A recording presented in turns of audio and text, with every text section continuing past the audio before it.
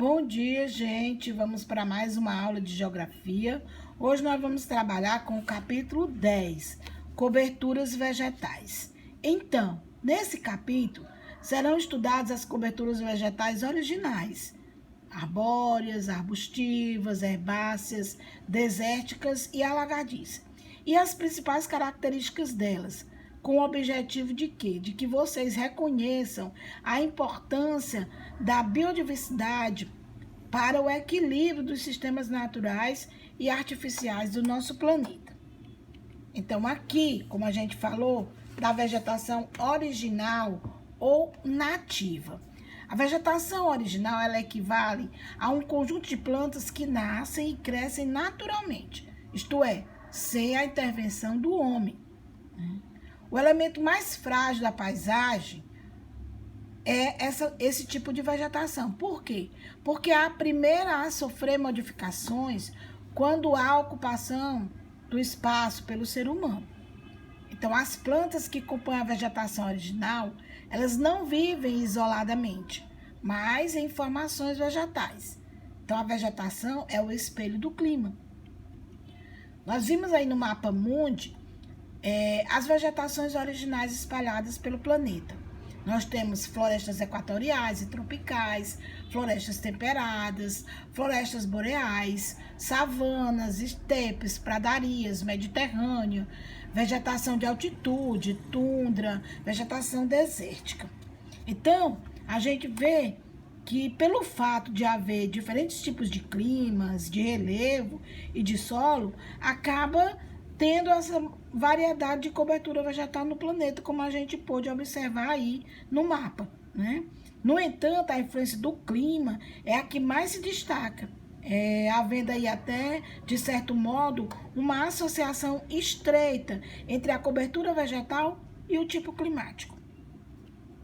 Aí nós temos as vegetações arbóreas, né? Nós vimos que as vegetações arbóreas, elas são as florestas, né, constituídas de árvores em geral, vários tipos, de grande porte, né, e onde vamos destacar aí a floresta equatorial e a floresta tropical. Então, a exploração das formações arbóreas tem sido muito intensa, principalmente a partir da década de 50. Então, as florestas equatoriais e tropicais, elas têm um calor constante e chuvas em abundância. São formadas por uma mata densa, fechada, sempre verde, com uma grande variedade de espécies vegetais. Suas árvores situam-se bastante próximas umas das outras, com uma grande diversidade de espécies. É uma espécie de mata fechada. Então, são exemplos mais significativos desse tipo de floresta, a floresta amazônica na América do Sul, a do Congo na África e a da Indonésia na Ásia. Então, aí nós temos, né, uma imagem dessas florestas equatoriais, né? No Brasil, nós temos a floresta tropical, né, que antigamente cobria grande parte do Brasil, em uma extensa faixa que ia desde o Rio Grande do Norte até o sul do país, né? No entanto, desde os primórdios, né, da iniciação da extração do pau-brasil e o cultivo de cana-de-açúcar, que o território brasileiro, né, tem sido devastado, né? E dos anos 30 para cá, vem sofrendo ainda mais desmatamento devido ao crescimento das cidades, né? A construção de rede de transporte e a incorporação de mais áreas para a prática de atividades agropecuárias. Aí nós temos as florestas temperadas e boreais. Essas florestas, elas são de clima temperado e frio. Se compararmos essas florestas às equatoriais, e tropicais, nós podemos observar que suas árvores estão mais espaçadas, né, e mais homogêneas. Então, as florestas temperadas, elas abrangem extensos trechos na América do Norte, na Europa, na Ásia e na Oceania. E as florestas boreais também são chamadas de coníferas ou taigas, né? Aí aqui nós temos as florestas temperadas, né, que nós já dissemos, são de grande valor para as madeireiras, principalmente o carvalho, o abeto, a nogueira, a faia e o pinheiro.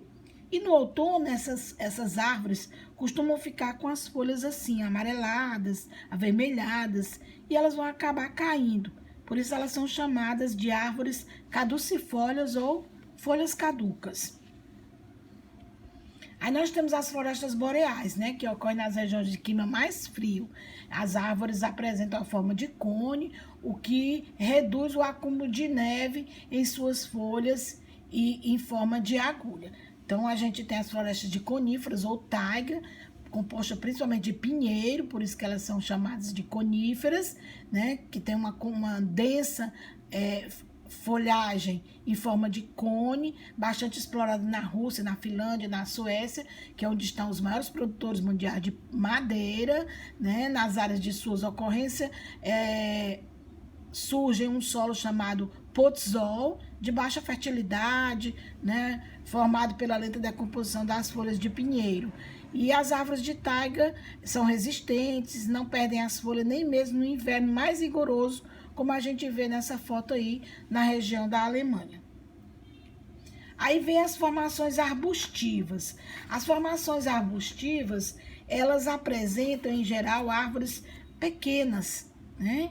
De pequeno porte, arbustiva, né? Tem um caule ramificado desde a base. E é muito comum no mundo destacar esse tipo de cobertura arbustiva, a savana, né? Que é uma vegetação encontrada nas regiões de clima tropical, com menos umidade, cujo período de chuva só ocorre no verão. Então, as savanas são formadas por essas plantas rasteiras, intercaladas, por vegetação arbustiva de pequeno porte. É uma formação vegetal típica da África, ocorre também na Venezuela, onde ela é chamada de llanos, e no Brasil, onde ela recebe o nome de cerrados. Então, aí nós temos as savanas africanas, né? Os cerrados brasileiros, que mostram aí como se apresentam essas vegetações arbustivas. Então, nós temos aí a região de cerrados, que vem se transformando numa grande produtora agrícola de soja, arroz e trigo. No entanto, a expansão da agricultura tem sido bastante acelerada, e isso está ocasionando desmatamento, perda de riqueza vegetal, de animal, além da degradação dos solos e dos rios. Aí vem as formações herbáceas ou campestres. Elas constituem uma cobertura vegetal baixa, formada de ervas e capim. Elas recebem denominações locais como as estepes, na Ucrânia, com seus longos solos negros, né?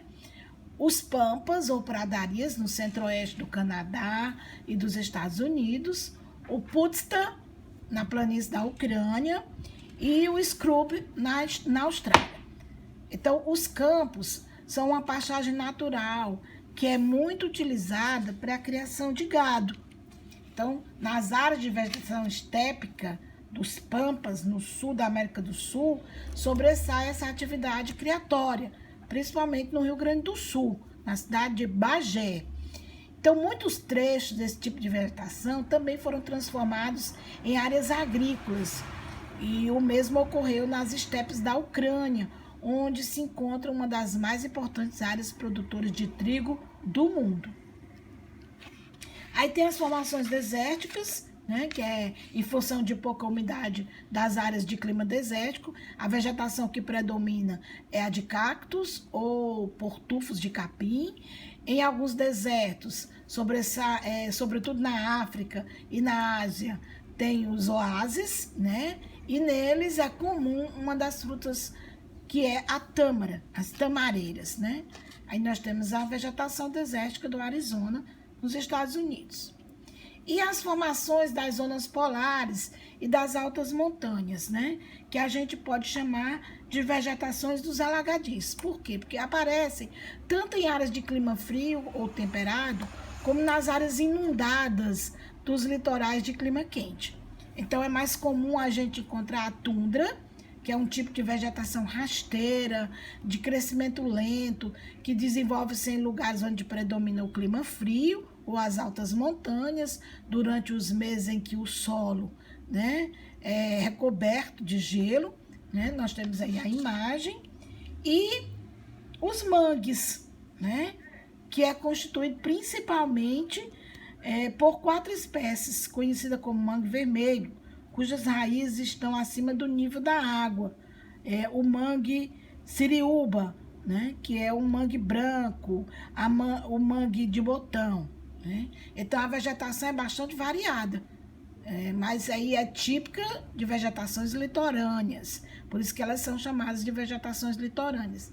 E são alagadiças e salobras, que abrigam esses manguezais, gramíneas e plantas rasteiras. Né? Então, nos mangues, desenvolve exatamente esse tipo de vegetação e é o lugar que é muito rico de material em decomposição, como algas, folhas e restos de animais. Então, até a próxima e vamos para as nossas atividades.